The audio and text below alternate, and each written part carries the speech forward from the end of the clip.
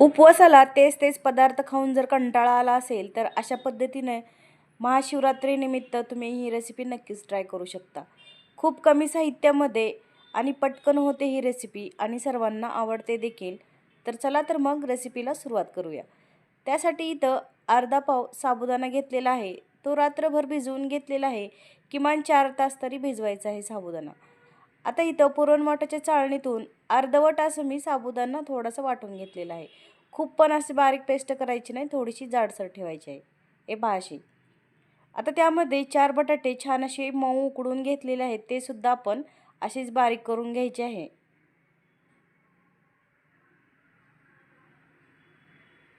बटाटे आणि साबुदाणा असे छान बारीक करून पूर्ण घ्यायचा आहे. हे पहा असा.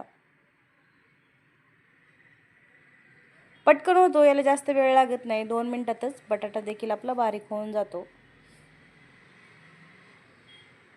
आता बटाटा आणि साबुदाणा हे पहा एकत्र करून घ्यायचा आहे पूर्ण असा.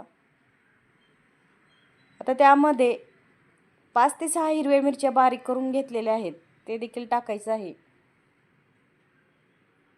चवीनुसार मीठ घेतलेलं आहे. 1 ते 1.5 चमचा मीठ घ्यायचं आहे इथं. थोडीशी जिरी, तुम्ही जर उपवासाला जिरी खात असाल तरच जिरी घ्यायचं आहे.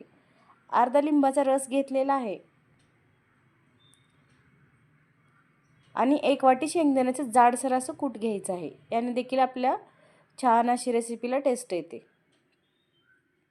आता सर्व मिश्रण एकजीव करायचं आहे.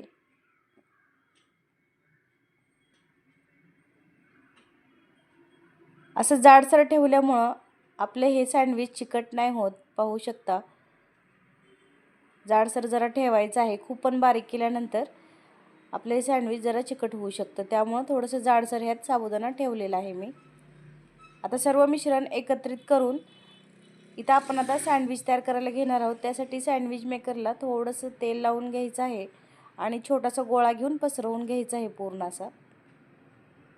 हाताला जर चिटकत असेल तर तुम्ही चमचेच्या साहाय्याने सुद्धा आपलं सँडविच पसरवू शकता.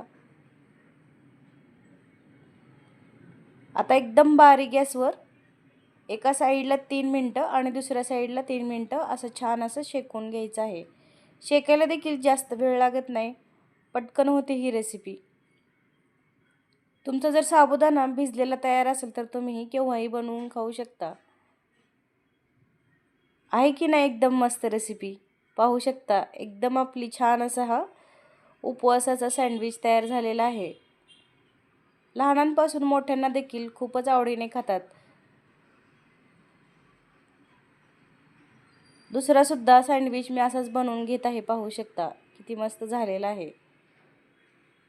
वरून कुरकुरीत आणि आतून सॉफ्ट असा हा सँडविच होतो. पण हा सँडविच खाताना तुम्ही एकदम गरम गरम असतानाच खा, एकदम मस्त लागतो. हे पहा असे सर्व सँडविच आता तयार झालेले आहेत. तुम्ही उपवासाची चटणी किंवा दह्यासोबत हे सँडविच खाऊ शकता. रेसिपी आवडल्यास लाईक, शेअर आणि सबस्क्राईब करा. धन्यवाद.